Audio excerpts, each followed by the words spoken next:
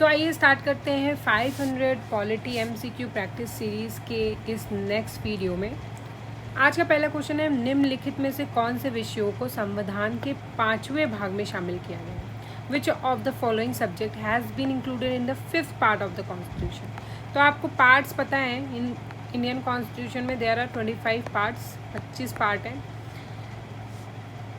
पहला पार्ट जो है वो यूनियन एंड इट्स टेरिटरी है, दूसरा पार्ट सिटीजनशिप है, तीसरा फंडामेंटल राइट्स, चौथा डीपीएसपी और पार्ट 4A कई बार आपको पता है fundamental duties, part 5 union, part 6 the states, part 7 union territories. जो हमारे पास में यूनियन टेरिटरीज़ जैसे कि पौंडीचेरी, चंडीगढ़, लद्दाख, तो ये उनके बारे में। तो यहाँ पे 5th के बारे में पूछ रहा है।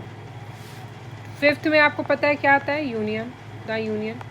तो यूनियन में क्या क्या आता है, parliament, legislative power of president, union judiciary. Subordinate courts नहीं आते हैं। आपको बताना है कि कोर्ट्स कौन से पार्ट में आते हैं इंडियन कॉन्स्टिट्यूशन के। अगला क्वेश्चन है, फ्रीडम ऑफ प्रेस कौन से आर्टिकल में है? भारत में समाचार पत्रों की स्वतंत्रता, तो वो आपको सबको पता है 19(1) में आता है, फ्रीडम ऑफ एक्सप्रेशन के अंदर। अगला क्वेश्चन है, in which respect have the centre and state relation. केंद्र सरकार संबंधों को विशेष रूप में किस प्रसंग में म्युनिसिपल संबंध कहा जा गया है? In which respect have the center-state relations been specifically termed as municipal relations? तो वो center's control of the state in the planning process, ठीक है, योजना प्रक्रम में राज्य पर केंद्र के नियंत्रण के प्रसंग में म्युनिसिपल संबंध कहा जाता है। किसको? केंद्र और राज्य के संबंधों को। अगला क्वेश्चन है, निर्गत मत सर्वेक्षण के विषय में कौन सा कथन सही है? Which of the following statement regarding the exit poll is correct? Exit poll के बारे में पूछ रहा है। तो निर्गत मत सर्वेक्षण अभिव्यक्ति का प्रयोग मतदाताओं के उस निर्वाचनेतर सर्वेक्षण को व्यक्त करता है जिससे यह पता चले कि मतदाताओं ने अपने मताधिकार का प्रयोग किस प्रत्याशी के पक्ष में किया है। Exit poll is the term used to donate a post election survey of voters regarding the candidate in whose favour they had exercise their franchise. अगला क्वेश्चन है, निम्न में से कौन किसी राज्य का मुख्यमंत्री बने बिना भारत का प्रधानमंत्री बना? Who among the following became the Prime Minister of India without being earlier the Chief Minister of the state? India में जो भी चीफ मिनिस्टर होते हैं, अगर जो भी सक्सेसफुल कई टर्म्स में चल रहे होते हैं, तो वो कैंडिडेट माने जाते हैं पीएम के लिए। ऐसा कोई रूल नहीं है, बट एक धारणा ऐसी रहती है। लेकिन कुछ प्राइम मिनिस्टर्स ऐसे भी थे जो कि सीएम नहीं थे, डायरेक्टली उन्हें पीएम बनाया गया। तो उनमें से पूछ रहा है, इनमें से कौन थे वो? चंद्रशेखर। ये सीएम नहीं थे कभी भी, इनको डायरेक्टली पीएम बनने का मौका मिला था। नीचे 2 वाक्य दिए गए हैं जिनमें से एक का कथन ए और दूसरे का आर, असर्शन एंड रीजन का क्वेश्चन है। तो पहला क्वेश्चन कहता है, कथन जो है असर्शन कहता है, भारत में केंद्रीय लोकसभा और राज्यों की विधानसभाओं के निर्वाचन में सदस्यों का बहुमत पाने वाले राजनीतिक दल ही सरकार बनाते हैं, न कि मतों का बहुमत पाने वाले। In India the political party which forms the government represented the majority of the seats secured in the election of the House of the People at the center and legislative assemblies in the states, but not the majority of vote. तो ये बिल्कुल सही बात है और इसका reasoning पढ़ लेते हैं। कह रहा है election based on the majority vote system decide the result on the basis of relative majority votes secure. बहुमत प्रणाली पर आधारित निर्वाचनों में प्राप्त मतों की अपेक्षा बहुलता का अधिकार पर ही परिणाम का निर्णय होता है। ठीक है, तो ये रीजनिंग गलत है। जब भी कोई कैंडिडेट किसी भी कॉन्स्टिट्यूंसी से खड़ा है वोटिंग के लिए, तो वहाँ पे उस कैंडिडेट के जीतने के लिए तो वोट काउंट किए जाते हैं, वोटिंग की काउंटिंग होती है, और जो भी मेजॉरिटी पाता है वो वहाँ से कैंडिडेट जीत जाता है। लेकिन जब पार्लियामेंट में काउंट किया जाता है तो जितने कैंडिडेट्स होते हैं उनको गिना जाता है कि कितने कैंडिडेट्स हैं।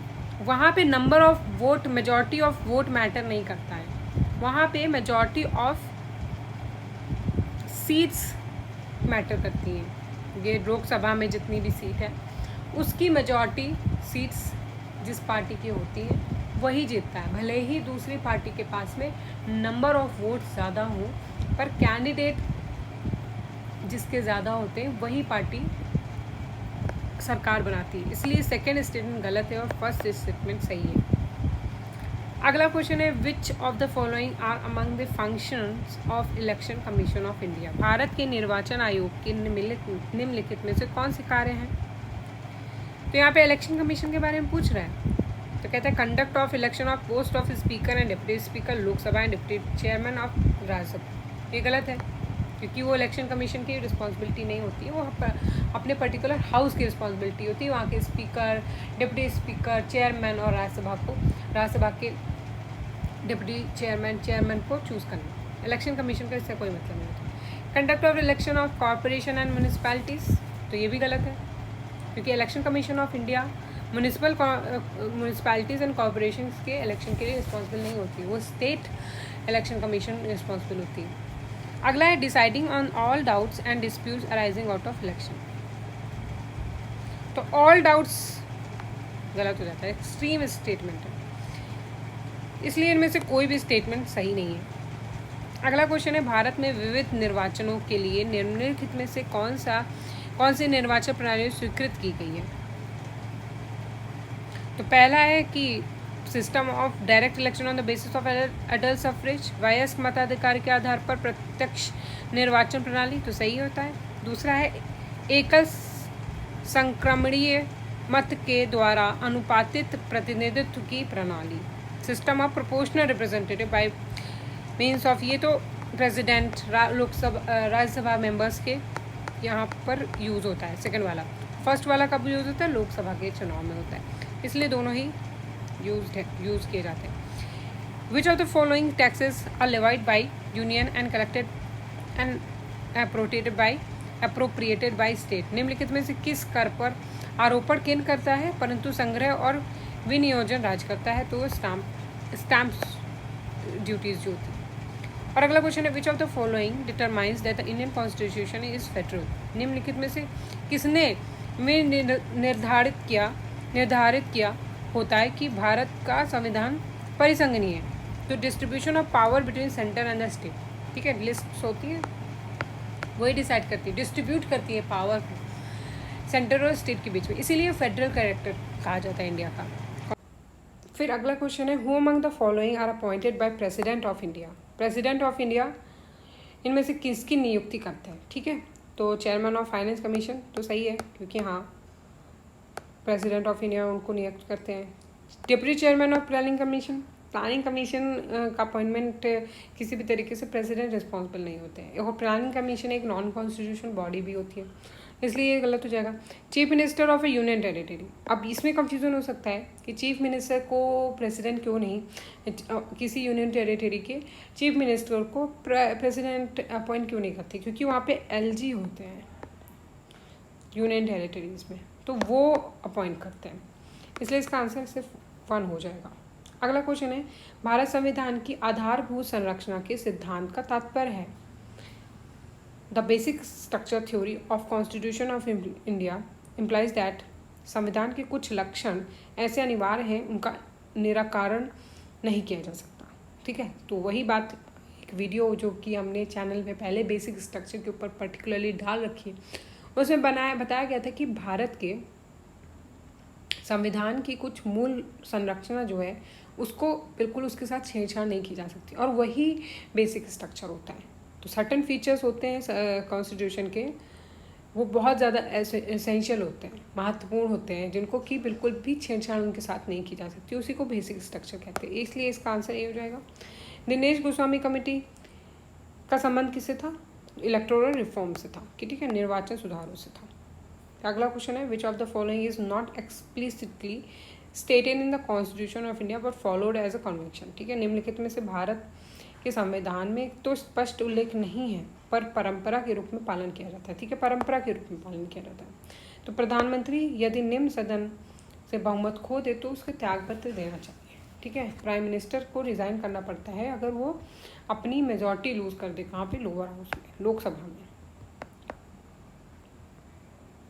ऐसा कोई रूल नहीं है ये, लेकिन ऐसा एक परंपरा है। ठीक है, क्योंकि अगर मेजॉरिटी नहीं है तो इसका मतलब है कि जो कैंडिडेट्स जीते हैं वो आपकी पार्टी का सपोर्ट नहीं कर रहे हैं, मेजॉरिटी आप लूज़ कर चुके हैं, इसलिए मेजॉरिटी रूल है और वो आप फॉलो नहीं कर पा रहे हैं, इसलिए आपको त्यागपत्र देना पड़ेगा। अगला क्वेश्चन है, which of the following are the states in which the Lokayukta act includes the CM in its ambit. निम्नलिखित में से किस राज्य के में लोकायुक्त अधिनियम के दायरे में मुख्यमंत्री को भी लाया गया? तो वो गुजरात और महाराष्ट्र है। वहाँ पर लोकायुक्त अधिनियम के दायरे पे मुख्यमंत्री भी आते हैं, बाकी जगह पे नहीं आते हैं। तो गुजरात और महाराष्ट्र आपको याद रखना है इस